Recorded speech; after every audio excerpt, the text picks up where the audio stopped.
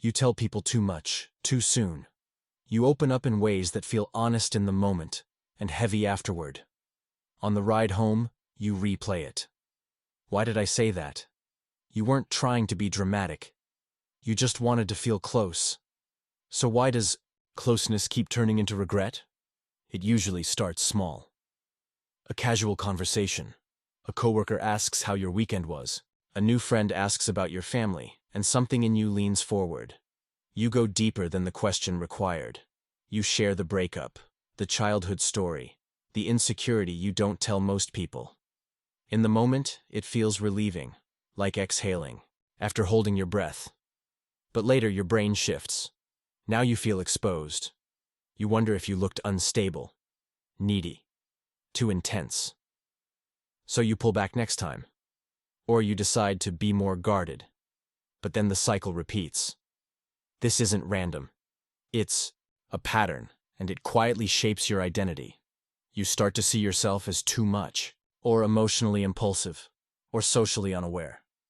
But here's the part most people miss. Oversharing isn't about lacking boundaries.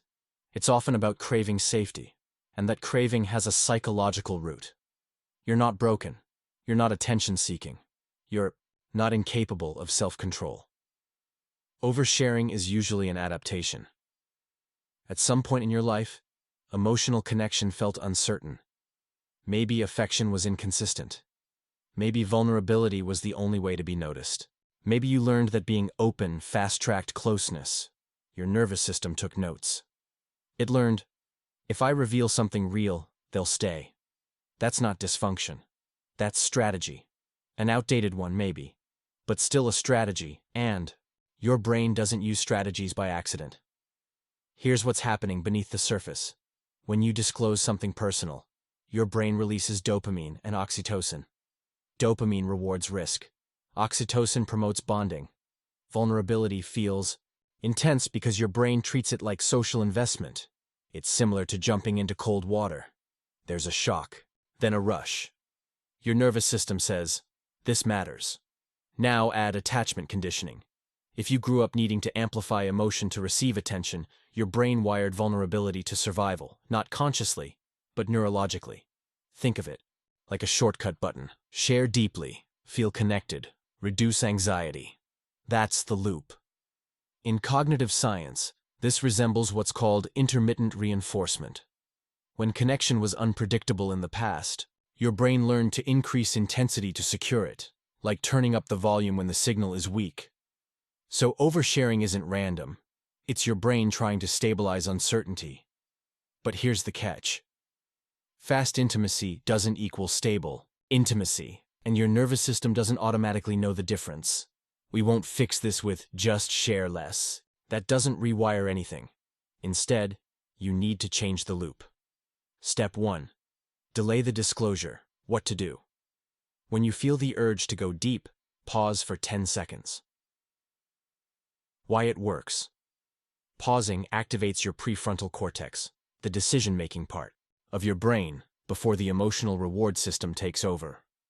Oversharing is often limbic-driven. The pause gives your executive system time to evaluate risk.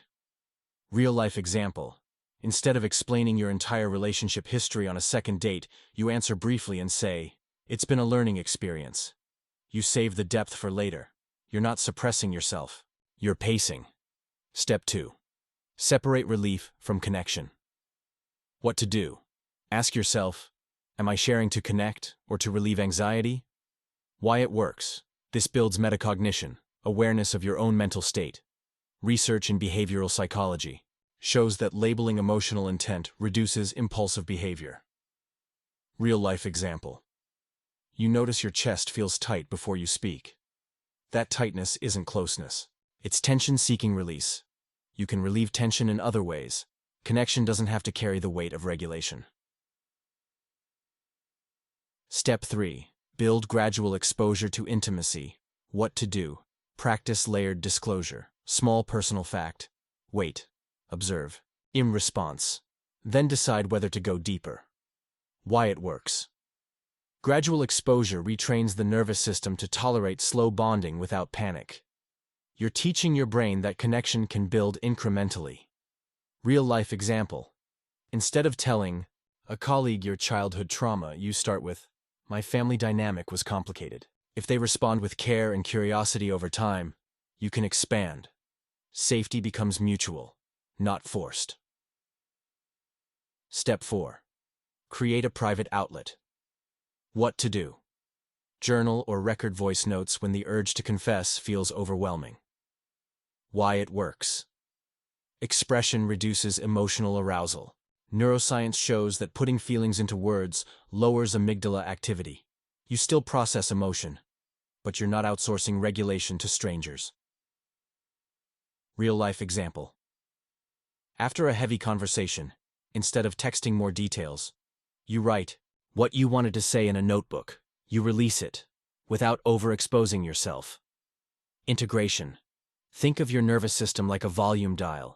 When connection feels uncertain, it turns the volume up. More detail, more intensity, more vulnerability. But volume isn't depth. Real intimacy is more like a dimmer switch.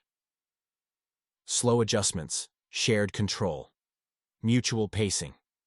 You don't need to silence yourself, you just need to adjust the setting. And when you do, something surprising happens. People don't feel pushed away. They lean in, because safety grows best in steady light, not sudden brightness. Quiet empowering. Close you overshare because part of you is brave. It's willing to risk exposure for connection. That part isn't wrong, it just needs guidance. Closeness doesn't. It requires emotional urgency. It requires time. And time is something you're allowed to take. The next time you feel the urge to reveal everything, pause. Not to hide, but to choose. Because the most powerful kind of vulnerability is the kind that unfolds at your pace.